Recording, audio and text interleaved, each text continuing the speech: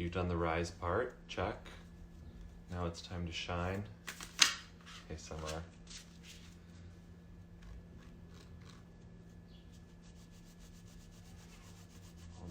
All right. Thanks for joining me this morning, as always, or this evening, or wherever you may be in the world. Let's try to think of a song for you this morning. The theme of today is all things heart. I realized I was talking to Summer last night, asked kind of what was on her mind or on her heart, and she shared some resources with me and some information. I don't know if you can hear the sounds of Westlake. Some dog brawl going on outside. She shared some very interesting, actually, information with me about heart coherence that she was reading about in Shiva Ray's book, Tending the Heart Fire. And I had read, actually, a few weeks ago when I did the Global Ascension meditation, some information from Joe Dispenza's book, Becoming Supernatural, and the information just really complemented each other really well. And then it occurred to me, I just planned a whole class for later today. Oh, Andrea, good morning. I had just planned a whole class. Emily, Andrea, you guys see each other? Hi. For this afternoon's Yoga International yoga conditioning class, which is all focused on heart rate variability. And so it like in all possible ways, the theme of today is heart. So we're going to be embodying that in our practices, both this morning and this afternoon, if you choose to join me then, and we'll talk about it a bit as well in our conversations. This book is called Becoming Supernatural by Joe Dispenza. You can screenshot this and then like flip it over, flip it around. And inside jokes. And the book that Summer shared with me is Shiva Ray's book, Tending the Heart Fire. Yeah, so I'll be teaching a class today from 1 to 2 p.m. Pacific time, and that class it's a live class. It's called Yoga Conditioning, and that'll be on the Yoga International platform. So in order to view that class, you have to be a member of Yoga International. I put a link up in my bio. Right now they are offering a 30-day free trial. So I'm teaching the class for the next 4 Tuesdays, so you could take all the classes for free on their free trial. And let's see, you need to pre-register to get in the class. So once you sign up for the membership, you can reserve your spot in the class. All the information is in my bio. So the reflection topic today that I posted focuses on the heart, and I gotta remember what I wrote. So do you feel like you've been operating more from your mind, or more from your brain, or more from your heart? Kind of what tends to be more of the motivating influence behind your choices, your thoughts, your behavior, your overall state of being? I know for myself, it's easy for me to kind of slip into more brain-centered or organized approach to life. I'm sort of a problem solver and an analyzer, and I can get somewhat meticulous in the ways that I sort of browse over and comb through my life. And certainly when we are experiencing anything that seems to be confronting or challenging our sense of security or safety, it does tend to put us into our brain and into our sort of fight-flight response. The brain that we have in our head, as opposed to the brain we have in our chest, it has evolved, but its initial evolution was informed by the dangers that were present in our more primitive years, right? So a lot of the ways that we tend to respond to the threat of danger from our mind are ways that don't necessarily correlate with the modern world in which we live. We are not being faced by predators trying to to eat us and trying to kill us and trying to consume us, the threat that we experience in our life tends to be more related to, for a lot of us, economics or our sense of security within our given social structures. So oftentimes our brain can sort of lead us astray when we're trying to enact change in our lives and actually carry out our intentions.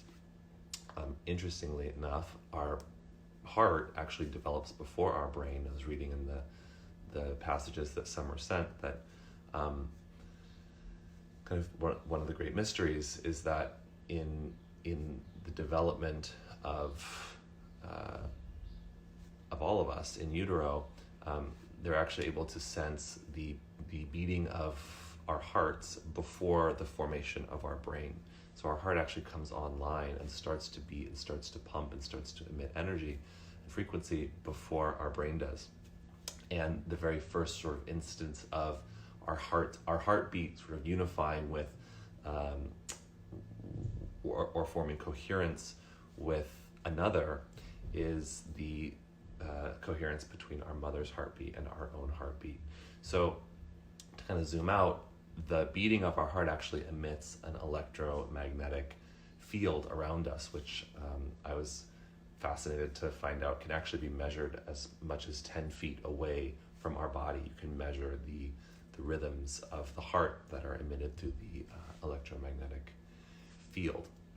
And so because we actually can quite literally influence the field around us by entraining coherent patterns in our heart, operating and living our lives from a more heart-centered place not only can feel better and feel more empowering, but can actually influence our reality in much more potent and tangible ways. I want to read you some information from Joe Dispenza's book about heart and brain coherence.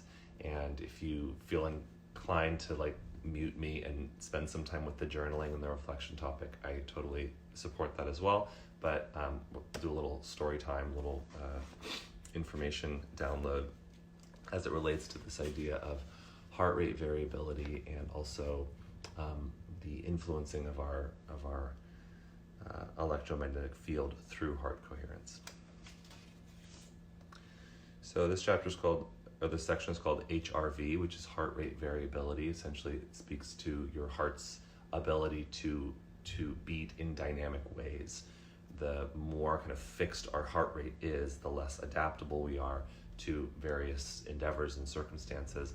The less adaptable we are, the more susceptible we are to injury, disease, deterioration. So heart rate variability is a good thing. We train that in our pranayama practices. We train that in our movement practices by moving in varied ways. So it says HRV and the communication between the heart and brain. We've been led to believe that the brain reigns over our biology. While this is partly true, the heart is an autorhythmic organ, which means the heartbeat is self-initiated from within the heart, not from the brain.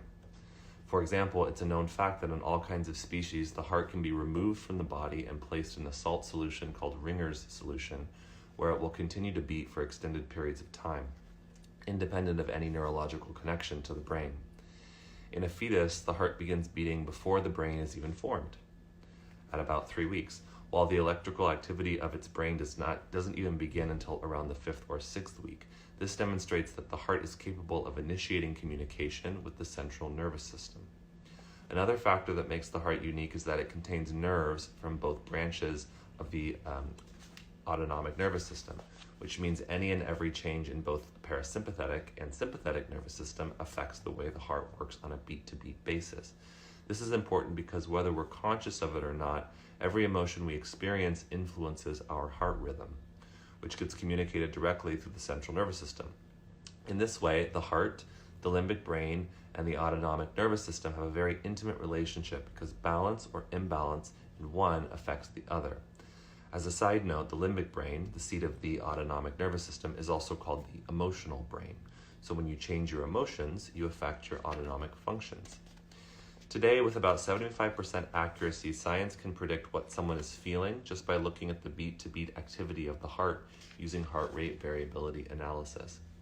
HRV is a physiological phenomenon that measures environmental and psychological challenges as reflected by the variation of the heart's beat-to-beat intervals, thus the term variability. Among its uses, HRV can measure the flexibility of our heart and nervous system, which reflects our health and fitness, as well as how we are balancing our mental and emotional lives. By studying the heart's rhythms as measured by HRV, scientists can detect patterns that deepen our understanding of how humans process emotions and the effects of feelings and emotions on our well-being. In this way, continued HRV research offers us a unique window into the communication between the heart, the brain, and the emotions. Many studies have shown that having a moderate level of variability makes us better able to adapt to life's challenges, but a low level of heart rate variability is a strong and independent predictor of future health problems, including all causes of mortality. Low HRV is also associated with numerous medical conditions. When we're young, we have greater variability, but as we age, our variability increases. HRV patterns are so consistent that when scientists look at an HRV reading, they can generally estimate the subject's age within approximately 2 years. So I'll read you something else, but that's a little sales pitch on working your heart rate variability, which again, we'll be working in our practices later. Sometimes the practices that help us work on heart rate variability don't look as much like traditional yoga practices, which are very much aimed at keeping our heart rate steady and low. But variability also asks us that we can raise our heart rate and go fast and move in dynamic ways. So we're going to do a little meditation here in a moment, and before we do, I want to read you another short to medium passage from this book, because it speaks about a meditation experiment which I think is really cool, and I think would be fun for us to engage in as well. So there is an institute called the Heart Math Institute, which measures and studies the effect of solar electromagnetic charge on the planet, as well as human activity, and what happens when groups come together and seek to influence the electromagnetic field of our planet, both on the micro and the macro. So this experiment was done in collaboration with the Heart Math Institute. So Joe is describing how he performed numerous experiments whereby they took a small random sampling of about 50 to 75 people. They attached HRV monitors to their chest and placed them in the front row of the room for 3 meditations over the course of 24 hours. Since heart rate variability not only provides insight into the coherence of the heart, it also gives information about the brain and emotions. They wanted to measure subjects' HRV for a full 24 hours. Yes, it's becoming supernatural. To start the meditation, everyone in the room placed their attention on their heart center and began breathing through this center slowly and deeply. Next, they cultivated and sustained an elevated emotion for 2 to 3 minutes, broadening their heart's electromagnetic fields and moving from a state of selfishness to a state of selflessness. Then they had the collective of 550 to 1,500 students broadcast the energy of their elevated emotions beyond their body into the space of the entire room. Next, they had them lay the intentional thought in that frequency for the greatest good of the students sitting in the front of the room wearing the HRV monitors, that their lives be enriched, their bodies heal, and mystical experiences find them. Their goal was to measure the collective energy in the room and its potential non-local effects on the people wearing the HRV monitors. Could those elevated levels of energy and frequency in the form of love, gratitude, wholeness, and joy cause another person's heart to go into coherence, even if they were on the other side of the room? Our results confirm the hypothesis. Not only did the broadcast energy produce a coherent effect on the people wearing the monitors, but each of their hearts went into coherence at the exact same time, in the exact same meditation, on the exact same day. And this was not a one-time occurrence. They repeatedly found consistent results across their events. So what does this mean? Their data supports the Heart Math Global Coherence Initiative belief that an invisible field exists upon which information is communicated. This field links and influences all living systems, as well as our collective human consciousness. Because of this field, information is communicated non-locally between people at a subconscious level through the autonomic nervous system. In other words, we're bound and connected by an invisible field of energy, and this energy field can affect everyone's behaviors, emotional states, and conscious and unconscious thoughts. So, a lot of information this morning. And like, it's interesting to kind of look at the science and the research. It all kind of, for me, merges and confirms things that we say and that we practice and that we feel and possibly know to be true. Lead from your heart. Check in with your heart. Open your heart. Breathe into your heart. Check in with your heart. Be kind to your heart. These are not just nice ideas. They actually produce measurable effects. So, for our meditation, do you guys want a card? On a reading kick this morning. So,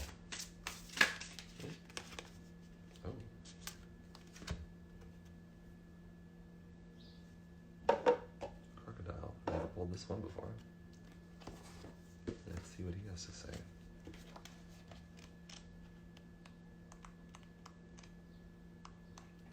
Crocodile is a water card. And water card, creatures of water element represent our emotional world and our ability to express. These cards point to relationships, love, boundaries, and creativity, our flow, if you will. Water creatures are often drawn to the arts as they have a natural inclination towards beauty and depth. Several water cards indicate an outpouring of creativity or emotion. This can be wonderful, joyful, even romantic. However, when water spills and makes a mess, disappointment and sometimes tears, they are water after all, are sure to follow.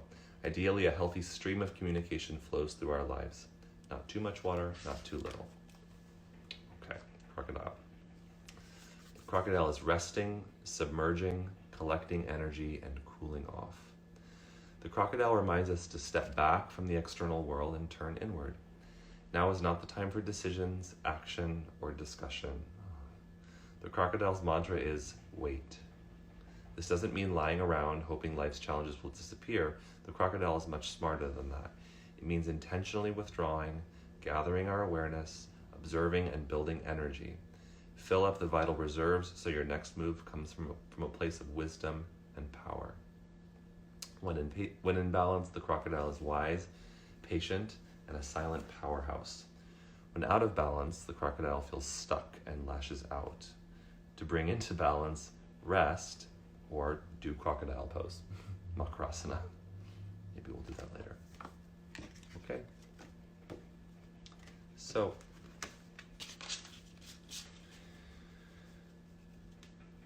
thought we would do a meditation today focusing on heart coherence, which we've done before. Essentially, using the vehicle of our breath to connect our awareness to our heart has shown to produce and start to produce coherent patterns within the heart. And once the heart starts to emit more coherent frequencies that can connect with the frequencies of our brain, then our body starts to yoke together and we become more wholly able to enact change in our lives and be sort of more in control of our output as opposed to being in sort of a reactive mode. So we're going to do some heart coherence meditation. We'll breathe into and out of our hearts for a bit. I'm going to ask you at a certain point to cultivate the frequency of an elevated emotion. And you might be like, how do I do that? It can be easier than you think. Just bringing the emotion to mind and saying it silently to yourself. So, for example, if I'm thinking of joy, I might just say to myself, joy. I actually learned this in an acting technique years ago. Say the word silently to myself, and then I ask, where do I feel that in my body? I feel joy up here when I say it. So I might just kind of send my breath into this area and allow that frequency to expand. And sometimes other words come along with that. So like joy, elation, bubbly, bliss. And then I just let myself bask in that frequency. So we'll do that for a while.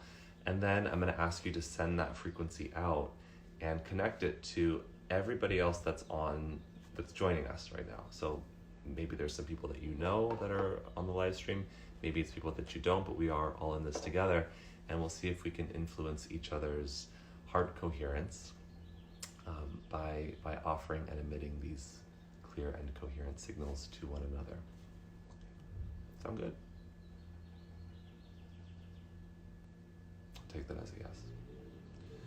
So, bring yourself into a comfortable seated position. It's hard to drop into your heart if you're wildly uncomfortable and in pain, so make yourself comfortable. Close your eyes.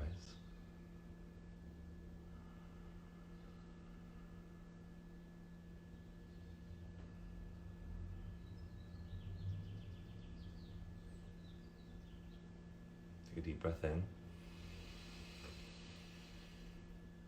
Open your mouth and let it go.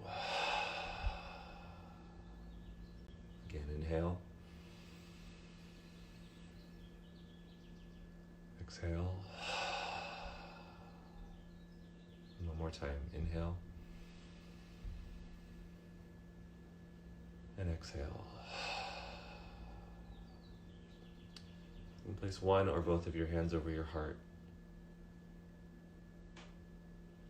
And quite literally drop in and feel the beating of your heart.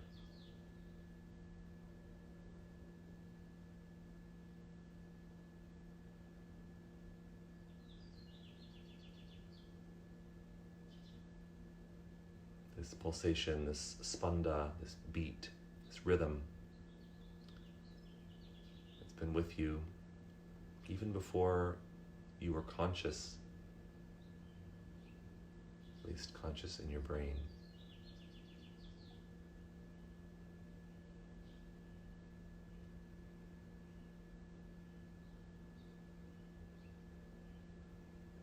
Can you move your awareness into this thinking center in your chest?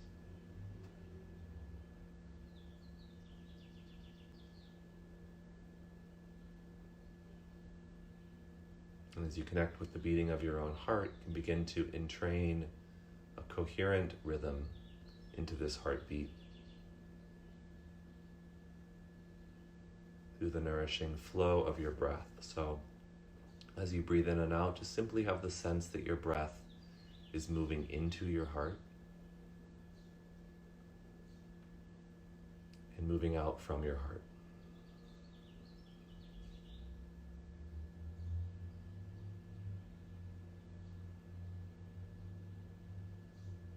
Perhaps it's moving in from one direction, from front to back, from back to front. Maybe it moves in from top to bottom. Maybe it gathers in from all directions.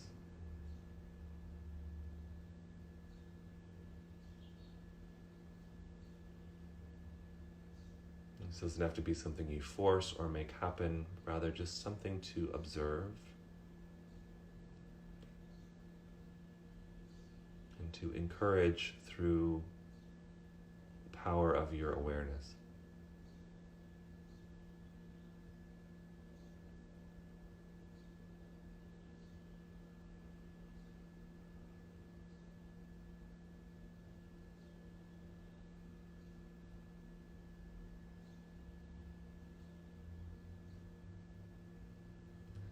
So if we were to hook your brain and your heart up to feedback machines that would measure their frequency, you might see that through this process of breathing into and out of your heart, redirecting our awareness, as the crocodile suggests, inward, to gather this power and potency.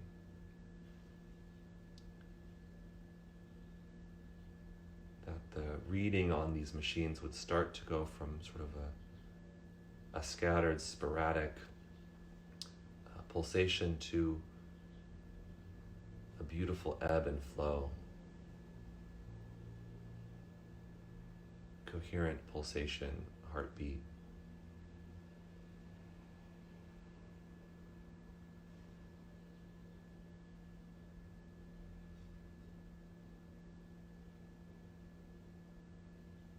simply from the power of your attention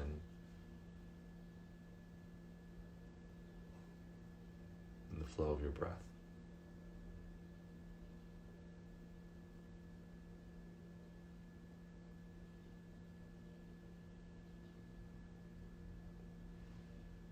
And now from this place, you might even imagine that you could imprint like a mudra or seal into your heart via your hand the contents, the frequency of an elevated emotion, whatever the first emotion is that comes to mind. What do you wish to not just be and feel and experience, but to emanate today?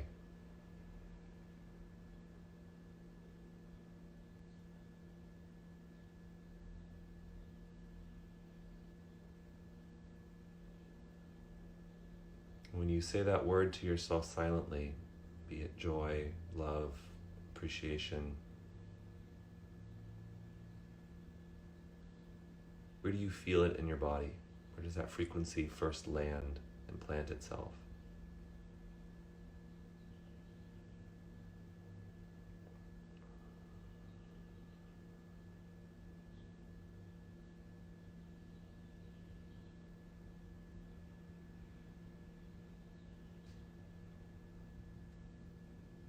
Much like the sun, which emits a tremendous electromagnetic field and frequency,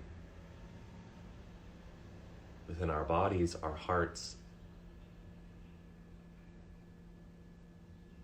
function much like the sun.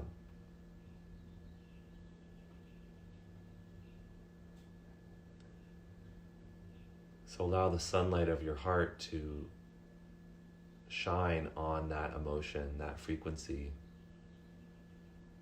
and the water of your breath to pour over that seed, that it may grow and emanate throughout you and from you.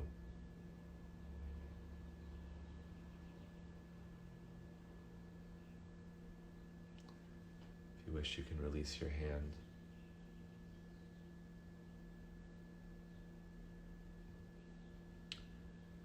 So bask in that frequency of this elevated emotional state, nourished by the water of your breath and the light of your heart.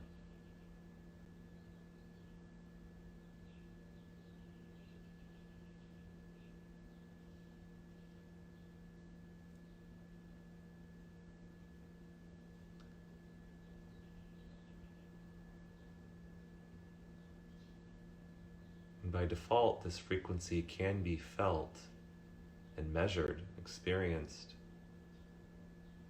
at least 10 feet beyond the boundaries of your body in all directions.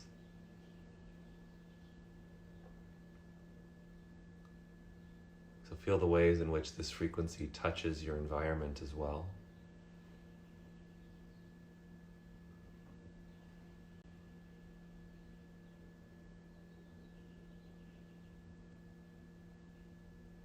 And see if you can extend that field so that this frequency, your frequency, can reach out and touch the boundaries of the room that you're in.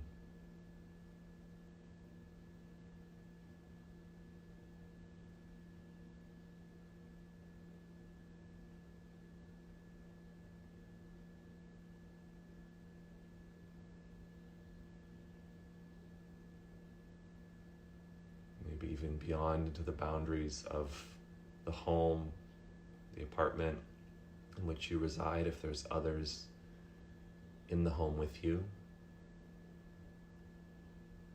whatever they may be doing, allow these frequencies to touch and interface with them.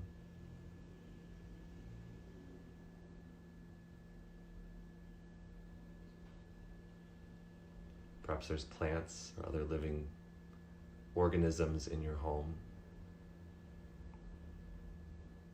Let them be nourished by this frequency.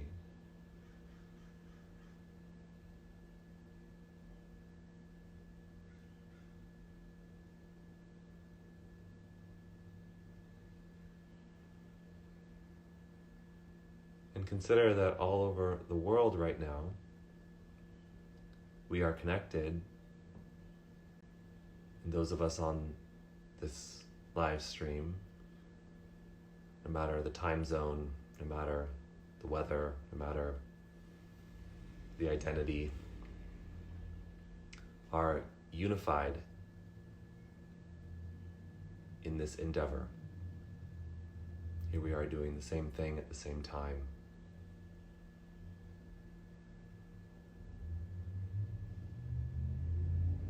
So like a brilliant broadband internet signal, can you send this frequency out that it may connect with your fellow yogis around the world?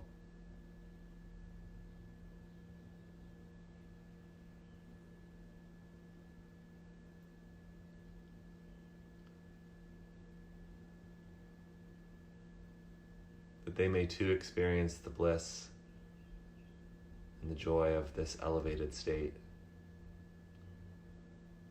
That their lives, that our lives may unfold gracefully and beautifully and with great serendipity.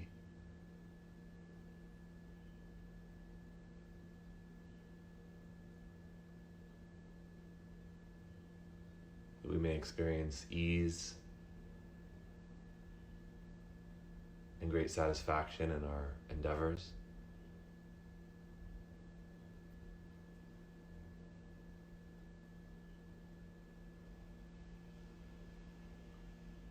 And that we may bask in the sea of bliss that is this embodied experience.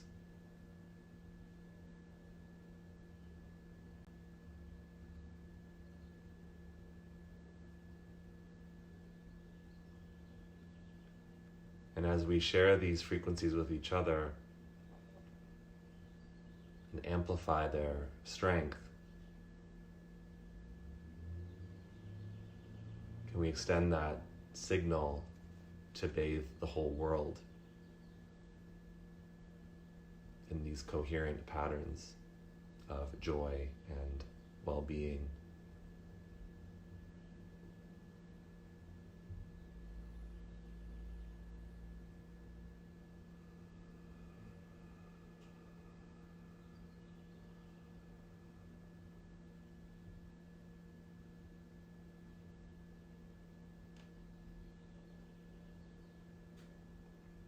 Place the world in your heart. Let the rhythm of your heart beat for the world.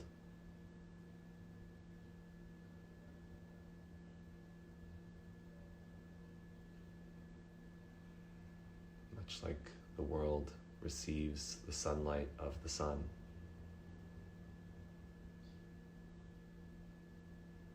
so too let the planet receive the sunlight of your heart.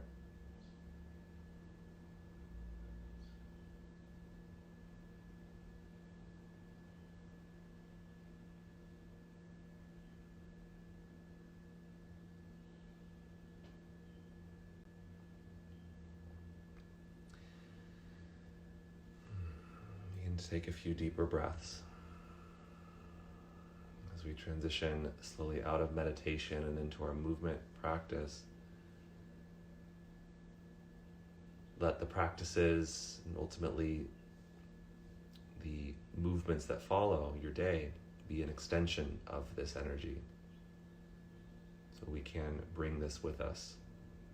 And to the extent that we might lose it, we can always refresh, reset, and reconnect. Good news.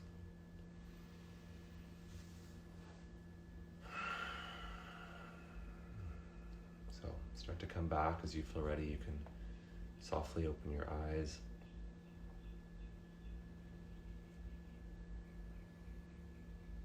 And here we are. All right. Thanks. I'm going to bring on Summer now. Summer's one of my favorite teachers. She's one of these people who actually first met Summer in a teacher training program that I was leading with Noah Maze, and she participated in the training as a student. And it was sometime after that she started releasing her own online courses in biomechanics and mobility, and she sent me some of her courses to review. And I was like, holy shit,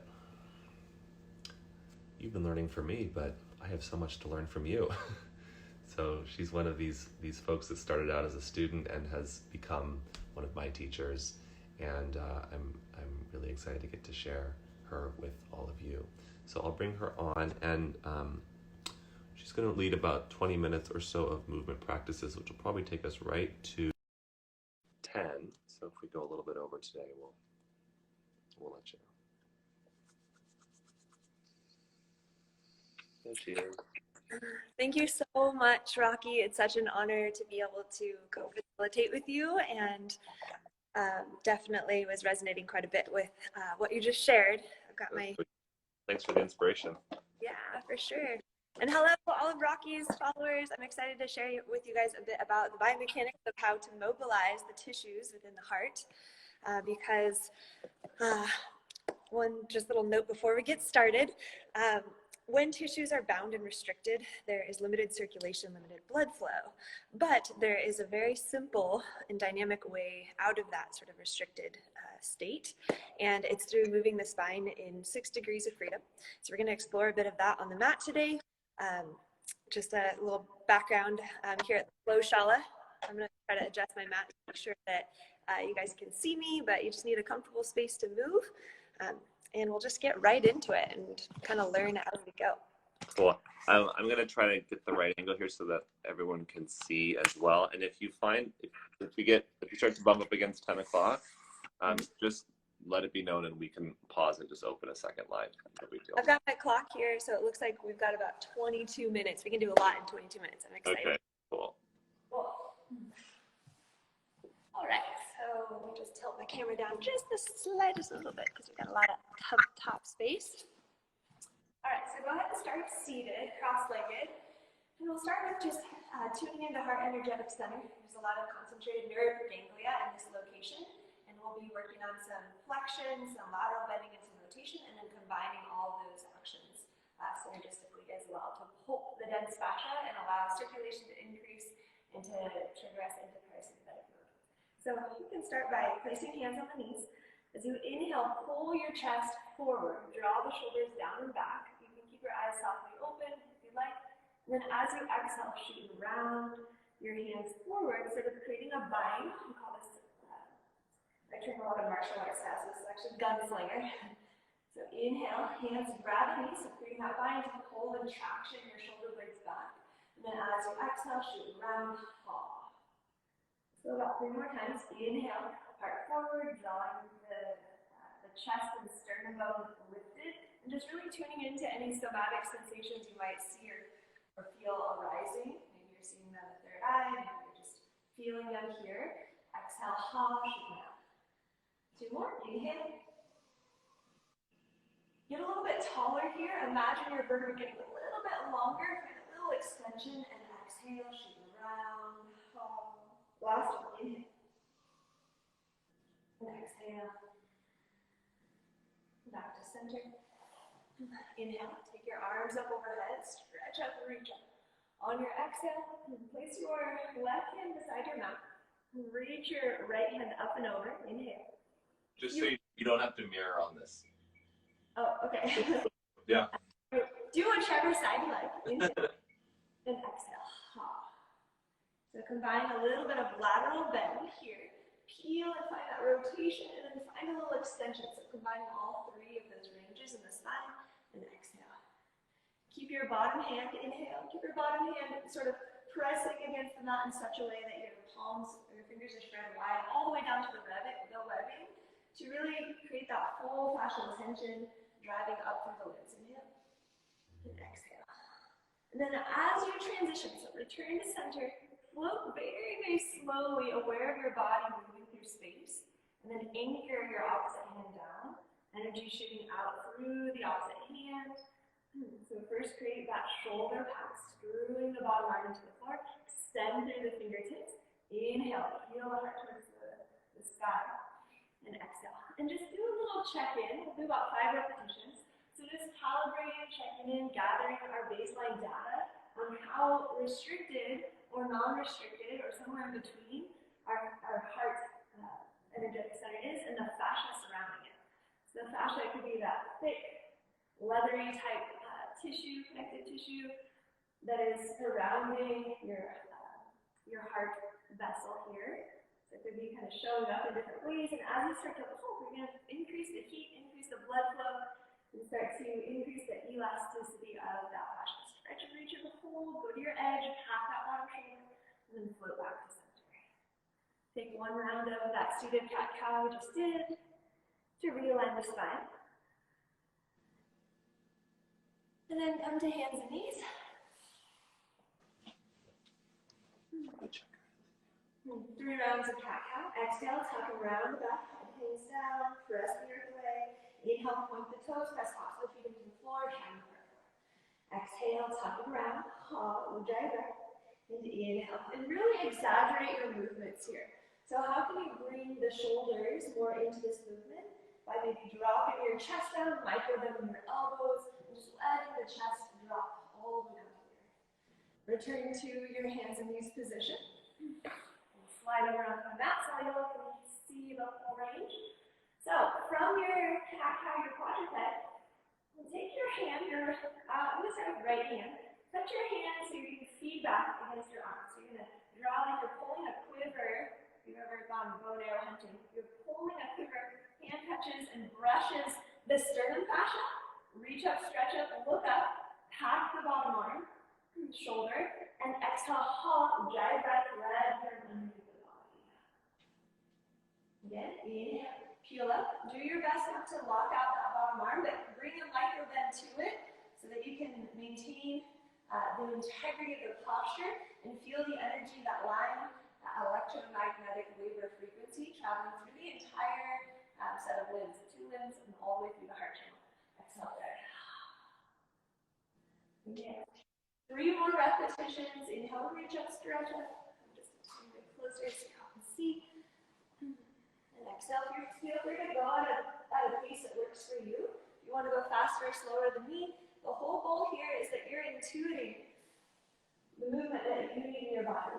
So come up to that top range and hold. And what would happen if we were to stretch the arm up and overhead? And then peel the elbow back. So corkscrewing the bottom arm into the floor. Inhale, reaching up, finding my lateral bend. Exhale, cinching up just a bit. So I'm teasing out that fascia as I maintain my stretch. Inhale. Maybe that brings my spine into more of a twist. Exhale. Maybe I'm finding more of a lateral bend. Do what feels best for you and just get into those nuanced spaces that normally don't get visited. They might be dormant from previous restrictions. Last one, inhale. And exhale. And then float the hand down with control. Repack your shoulders, find that corkscrewing action. Peel your opposite hand up. Inhale, reach up, stretch up. And exhale, thread. Beginning with that yaw or that rotation. Just check in each and every repetition. You might find yourself going a little deeper, but don't force it. Exhale. Allow the body to open up in a time frame that is not forced or coerced, but simply inquiring and putting breath into the spaces that are still moving. Inhale. And exhale. On your next one, inhale, reach up, stretch up, and hold. And then notice your range. Maybe your range is down here, and that's fine. Stretch your arm up and overhead. Start to feel that lateral bend in your top lat. Exhale, bend the arm in such a way that it brings about a little bit of a cinch and a little extension. Inhale. So stretch here, and exhale. Contract the obliques on the top side. Inhale, breathe. And exhale. Keep corkscrewing the bottom arm into the floor. Inhale. And exhale. Last one. Inhale. And exhale. Inhale, stretch, reach in the hold, go to your edge, and then swim the hand down, keeping the fascia tension the whole entire time. As you arrive back to hands and knees, exhale, tuck and round the back, cat pose, and inhale, shine it forward. Take child's pose, hips to heels, arms extended. And just again, do a little baseline measurement, calibrate, and check in. The whole purpose of this mobility routine is to cultivate a greater somatic connection to your fascia and to the sensations arising from different energetic centers. So, next one, inhale, lift, step your right foot on the outside of your right hand. Squeeze the knee against the arm in such a way that there's no gaps here. Micro-bend your elbows. And then peel your left or right hand, whatever the outside hand is, peel that up. Again, getting that feedback, hand touching arm, sternum. Maybe you're here with the arm bend. Maybe you're able to extend. And then swim the hand forward over the front toes. And then keep energy shooting out through the fingertips as you grab the ground and reconnect. Plug it in. Again, inhale, find your rotation. Peel up, reach up, hold. Full fascial tension through the entire kinetic chain from hand to hand. Stretch the front arm forward. Swim it down. Repack. You can stay here with your knee on the ground, level 1. If you'd like to bring it into more of an open hip posture, curl the back toe under, lift the knee, spin and anchor the back heel down. Inhale, heel up, keep your glutes nice and low, extend through the fingertips, swing your hips underneath your body, stretch the top arm forward, float it down. Pivot onto the ball foot. Again, find that corkscrew, radiating energy through your core, your lats. And think about putting your mind in your back a little bit here. Let's try it again, 2 more. Inhale, level 1, you can be on the ground, level 2. Again, just swim the hand forward and around at a pace that works for you. And notice where your breath goes. Does it tend to want to hang out in the areas where we feel strong? Is it bypassing a critical part of your heart energetic center, that electromagnetic field? How can you put your mind into those areas that are normally dormant? Lower the back knee, press yourself back mindfully, child's pose, one breath. Gather, inhale, lift, step your opposite foot forward, whichever one you haven't done yet. Close the gap here, full fascial tension. Inhale, peel the quiver, bow and arrow style. Reach up, energy shooting out through the top hand. And exhale. 3 reps, level 1, the knee on the ground. Notice the impact of, as your thoracic spine comes into rotation, does your hip want to swivel?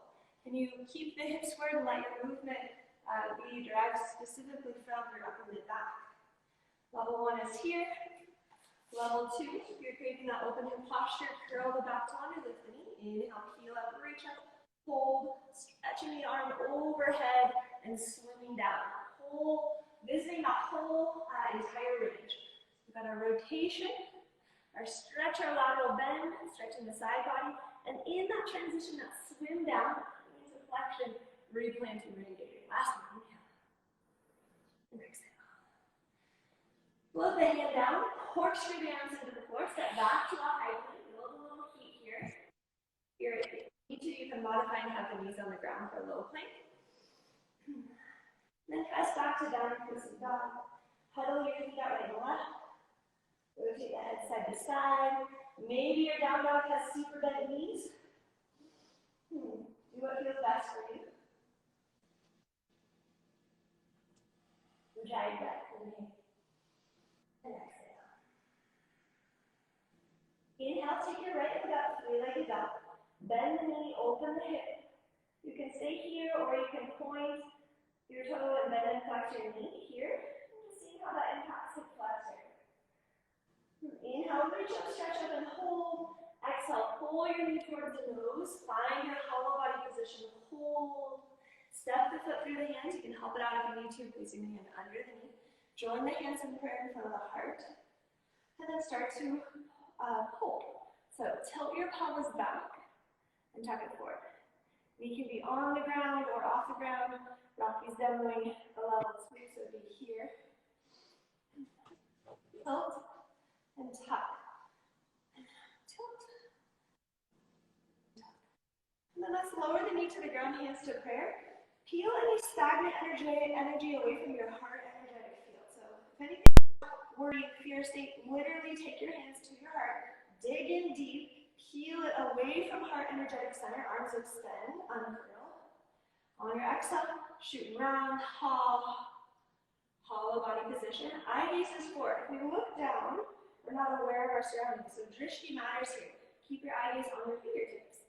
Inhale, glide your body forward, heart open. Level 2 would be lifting the back knee if you like. You want more heat, more balance. Exhale, lower the knee, shoot round, 3 more. Inhale. We'll get into a lot of repetitions. Exhale, where you get the opportunity to sync your movement with your breath, similarly to how we sync our thoughts with our heart-brain, if you will. Inhale. And exhale, and really cultivating that sense of awareness of how can we lead with our heart first. Inhale. Before our brain, or let the heart, brain become one, so that we're leading more from here instead of the prefrontal cortex or our reptilian brain, which triggers our amygdala. All right, so bend the front knee, reach up and out of the waist. Let's explore our ranges here. Stretch up, reach up, find your full fascial tension. First range, find your lateral bend, So reach to your right, reach through the fingertips, elbows are straight, scooping the pubic bone forward, return to center. Think of like a tube of toothpaste. You're drawing everything up, squeezing up, creating that full fascial tension. Inhale, exhale, laterally bend, 2 more, inhale. And exhale, find your lateral bend, maybe take it into a bit of rotation and extension. So leaning your left arm up towards the ceiling, inhale. And exhale, pulping the fascia in upper mid back. You can stick with those, or you can try a little circle. So moving from thoracic spine, circle around, imagine you're drawing a circle on the ceiling. There's light coming through the fingertips, moving in a counterclockwise way, or you can switch directions clockwise. Notice how this impacts your balance, your proprioceptive awareness, and heart energetic center. Last one, inhale. Reach up and hold. Curl the back to under, lift the knee, level 2 people. Otherwise, keep your knee on the ground. Inhale. On your exhale, flex your wrist, hinge forward with control. Release them once here. Step back to head plank. Nice and slow. Find your head plank. Shift your shoulders forward, either knees, chest, chin, or chaturanga low plank. Whatever knees, chest, chin. Inhale, snake forward, super forward, baby cobra, or upward facing dog. Exhale, curl the toes under, lift the hips up and back, downward facing dog. Relax the jaw, inhale, and exhale. Inhale, take your left hand up through the down, bend knee. Option to stay here or flex and extend knee joint. Toes pointed. Reach up, stretch up and hold. Exhale, pull the knee towards the nose. Bring the back knee down. Join the hands at prayer. So it's kind of like you're capturing this little sphere of tension right in front of your heart energetic center. From here, peeling stagnant or stale energy away from heart energetic center. Hold. Create awareness, cultivate awareness with eye gaze forward. Gunslinger. Inhale. Glide forward, hip flexor stretch.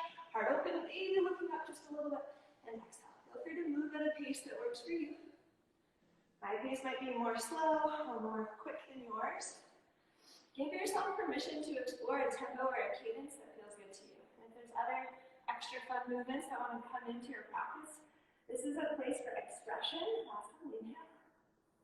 These are guidelines, but by no means do you have to do exactly what I do. Inhale, reach up, stretch up, and hold. Take a lateral bend to your left. Noticing how hip flexor is impacted as you take that lateral bend. Return to center. Again, squeeze the two pinkies up. Energy shooting out through the fingertips. On your exhale, lateral bend, Inhale, center, realign. If you're finding yourself wobbling, just hone your deep inner core, drawing deep in the spine, getting a little rigid in the core. On your next lateral bend, find the rotation and extension. Back to center. Inhale, stretch up, and exhale. Rotation, extension. Back to center. You can stay there with those, or you can try circles. Lateral bend, slight forward fold, Moving from above the navel, above the solar plexus. Breathe. Full circles. Sometimes the brain can find the soothing sensation in circular patterns. There's no stop, no start. We do tend to do a lot of that here at our studio flow shop. Inhale, reach up, stretch. Exhale, hinge the body forward with control. Bend the palms, curl the back toe under, step back to your high plank. Option for knees, chest, chin, or low plank chaturanga. Option for up dog or cobra. Hang out in up dog if you're here. Micro bend your elbows so that you can actually access your rhomboids, so the muscles between your shoulder blades. You can keep your micro bend in your elbows so that you can squeeze, imagine like squeezing a pencil between your shoulder blades. Look forward and then look slightly up. Press the earth away with your lats and one line. On your exhale, pike rolling over the toes. Hug down, rising up.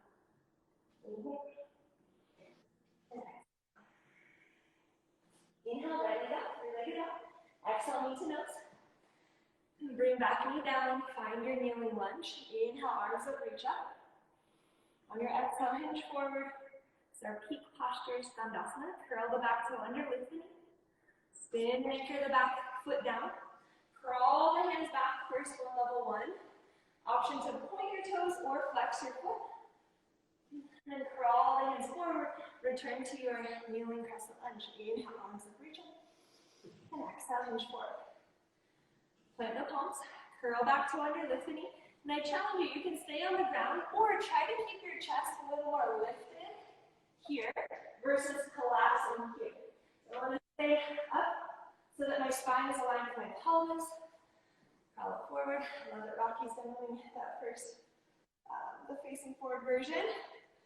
And then Rocky's going to work on getting his chest nice and high so that he's alert and ready for takeoff. And then how can we integrate this into high lunge? Inhale, reach up, stretch up. Exhale, pull back.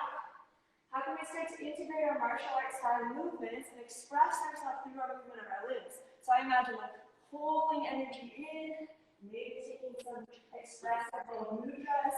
Inhale. Maybe hooking the hands at the top. Exhale. Maybe taking the back, right hand back, finding a little dancer switch. Little bonus moves there. Inhale, squaring up the hips. Reach up, stretch up. Exhale, hop. Maybe you're trying to find a little bind. Express yourself in a way that feels good for you. Curl the hands forward, step back, high plank. Chaturanga, low plank. Inhale, upward facing. Exhale, downward facing. 2 rounds of breath. Inhale. And exhale. Then inhale. Exhale, flood the lips. Last one, inhale, reach up, stretch. Exhale, pull the knee to the nose. Bring the back knee down. Inhale, arms up, kneeling crescent lunge. Reach up, stretch up. Find your own edge. Exhale, hinge forward. Use the hands to guide you. Curl back to under, lift the knee. Spiral an ankle, anchor. Curl the hands back. Heel into the hip. And adductor. Option to curl the toe under. Crawl the hands forward. Go in a piece that works for you. Exploring your Skandasana range. Skandasana means attacker's pose or jumper's pose. So we're loading with a spring. And eventually, I'll show you a jump piece. Flip your palms, curl back to under, anchor the knee. Keep your back heel down. So if I was to actually jump and land, look like that. Alright, spring those martial arts mudras. Inhale, or yoga mudras, or dancing mudras, whatever feels good to you. You want to take it to a high lunge. Feel free to express yourself through that movement. Yes, that is a savage ending to Skandasana. Right? Summer, will you show, you went from Skandasana into Wild Thing, I think? Oh, yes, okay. I don't have my glasses on, so I'm just listening without. So, yeah, so Skandasana, so peel back, find your Skandasana. You can have a seat and peel one hand back so your right hand is back. Okay. Right, reach up, drop, and then really important that you find rotation, so you could do here, before returning to it. See how many people we get back on the last two. All right, so Rocky was touching in on our Skandasana. So left foot is forward, anchor back leg, crawl it back. Find your Skandasana. And you can take left hand back, whichever hand makes sense. I like to take my left hand if my left leg is forward. Drop the hip. So let's find it, let's find it. And then you take your hand to your shoulder, rotate around the block. Here, push off, and wait. Here, push off. And that was actually one of my drills. You can just go through our awesome drill. This is a good one for you. Okay, so wherever you're at, I'm gonna finish up that awesome because it's one of my favorites. So start in soft pose. Take your right foot out corner-wise. Drop your knee to the ground. Pull up, pull down. Pull up, pull down. So this is priming, getting off of the ground in Skandasana. So level 1 is here. Just working that anchor, that foot anchor. Yep. And then you want your chest roughly facing forward towards your toes. In level 2, so my right hand bending, right hand to shoulder, rotate, open the door. Good. Nice. Hands to shoulder, rotate like you're shaking someone's hand. Good. And then eventually that back left hand will pick your bum off the ground. Yes.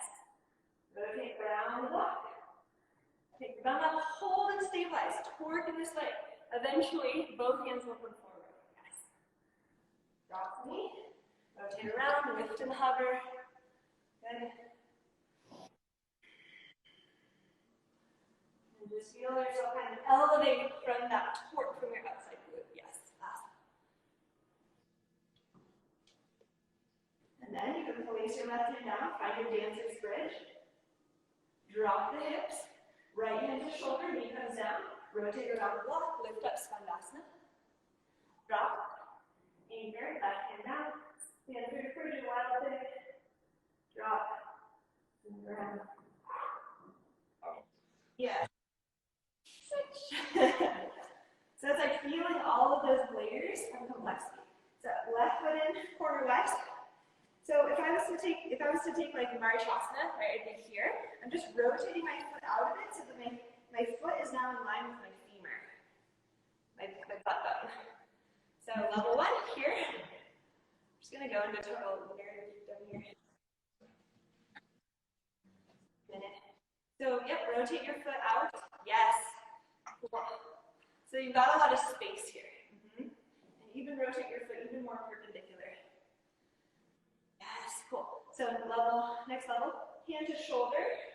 So here's my orbit, foot shoulder, all the way out here. Shaking someone's hand. Feel that space, that energetic field right at the heart. Hold and activate. Use the back hand to lift up just a little. Place it down. Good. And really feel a whole rotation. Reach up, lift up, hold. Maybe taking the glutes off the ground, maybe not. The level 1 would be just using that back hand. And can you keep energy shooting out through the fingertips and your chest lifted versus here? And then you can play with the dancer's bridge. Right hand back. Energy shooting out through all the limbs. Reach up, hold, drop down, hand shoulder, rotate around, boom. Back. Cool. And then back to step. And that is that. Let's go into a little stretch. So there's always a lot of layers of complexity in the movements that we're exploring, but it was really fun to just play with that. I apologize that we went a little over, but you knew what to do. So I have nowhere to be. What's that? I have nowhere to be. Great. Awesome. Nice. That was like a rise and shine and sweat. Rise, shine, glow, baby. Yeah, rise, shine, and glow. Cool. Glow. So, thank you. I'm gonna catch my breath. Maybe just take a breath together.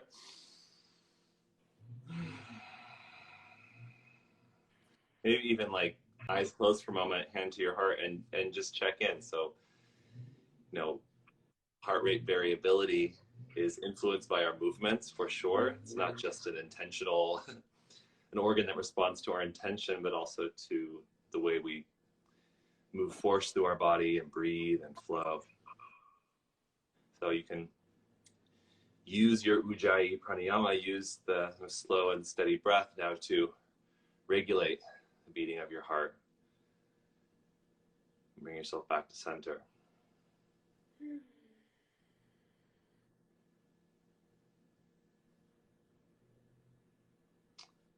And then bring your palms together. And with a lift of your heart, bow your head and just offer an acknowledgement to yourself. You know, I do these sessions every day, and every day that you choose to participate and show up is a choice. It's a choice that you're making for yourself so that you have more to offer.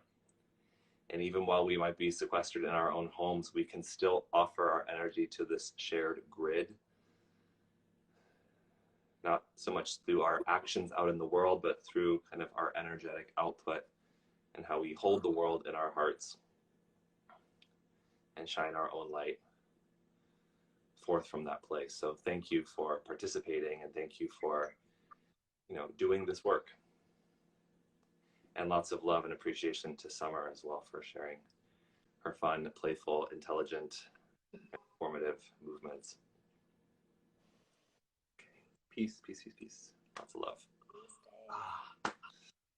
All right. So thank you, Summer. As I said before, I've learned so much from you over the years. I was trying to think what it is what year was it that we first met? Probably like 3 years ago. Yeah, maybe. A lot of life I've had this studio for 2, so maybe 4. Yeah, it's been a bit. Yeah, it was 2016. You did your training with us. Yeah, it took 2 years to finish. Yeah, you're on the slow and steady path. But I've learned a lot about biomechanics from Summer, and also much of what I've learned about myofascial release and fascial conditioning has been from you. So, you know, for those of you that are wanting to learn more about your body and about movement and clever and innovative ways that you can embody yourself more skillfully, Summer is a really great resource. I know you have a lot of online courses and offerings and live classes now, if you want to let people know a bit of where they can find you. Sure. Yeah, so if you're interested in learning about kinesiology-based yoga principles, you can go to either Summer Huntington, follow me there. I have a link tree on both the at Flowshala, which is my yoga studio, my movement coaching studio, and there's a link that takes you to discounted courses. So I'd recommend anyone starting with kinesiology yoga. There's 86 video tutorials there, which cover a lot of the joint mobility we did here, plus loaded asana with clubs and mace. So I'm an expert in the field of ancient weaponry integrated into asana. So I found that when you load your asana with a tool, I'll show you real quick. Little mace plug. So this is a mace. It's modeled after that ancient tool, which is called a gada. Maybe we can do another fun tutorial on that. My students have been using sledgehammers and bats and hammers because they didn't have mace. So we've been doing all of our loaded asana with just different types of tools that we find at home or in the garage. So when you load your asana, so let's say I was to do a skandasana with a load, right? So here, my body remembers that full end range under load. So it actually recruits more motor units in the load because I have this feedback tool to be able to transition from pose to pose. When I take my load away, post-activation potentiation allows my muscles and fascia to store the contractile history of the load so that I can get there effortlessly and with more ease. So super powerful practice. You can check it out at either Flowshala, at Flowshala, S-H-A-L-A. Shala means house of flow, or Summer Huntington. The link trees are the same. The discounts on the courses are there. And then another rad course would be Steel Mace Vinyasa, level 1 and level 2. Amazing. I know you're teaching. It's just for your studio members that you're teaching live right now, or do you have any live? Yeah, we've actually opened our whole Flowshala virtual studio to the public, so we have people training all around the world. This is my little setup here for my virtual studio. So we have a monitor, we have a professional lapel mic and high def cams. So I teach Steel Mace flow class and Steel Mace Vinyasa about 4 times a week. And then I have a team of 12 coaches. We have 28 classes live streaming on the schedule through Zoom. So people interact and we actually give coaching feedback and check people's form that way. Wow. You've done a lot in 4 years. Well done. Well, this body of work. When I came to you guys and did my teacher training, I'd already published 4 courses, and then since then I published an additional 9. So it's nice to just have resources, and I've had online resources for a number of years. So I think transitioning to the virtual studio is really simple for us. I mean, just having a space and having your whole team there, it's cool to see. Yeah, I'm excited to have you be a guest teacher sometime soon. Yes, I would love it. Cool. All right. Thank you so much, Summer. And enjoy the rest of your day, and we'll talk soon. Thank you. Namaste. Namaste. Peace. All right, guys. Well, thanks for joining. Keep checking in with your hearts throughout the day. Remember, like I always share these videos, they'll be live. The meditation was 5-10 minutes. You can always tune back in and get a little recharge throughout the day. And with a lot of these movements, especially the kind of stuff that Summer teaches, if it's language that you're newer to, much like anything else, it takes some time to kind of get used to it and to map it in your body. But it's really, really, really fortifying and beneficial work that I have found has trickled over into so much of what I do. So I hope you find it as interesting and valuable as I. Let's see here, in about 2.5, 3 hours, I'm going to be teaching that live class over on Yoga International. So definitely check me out over there. We're going to keep bouncing and flowing and blowing and rolling and hopping and scotching and variabilitying our hearts into bliss. So that's what's up today. Enjoy the rest of your day. I'll see you back tomorrow with my good friend Kylie Harris, who will be joining us, sharing some of her brilliance all the way from New Zealand. So we'll look forward to that. All right. Peace.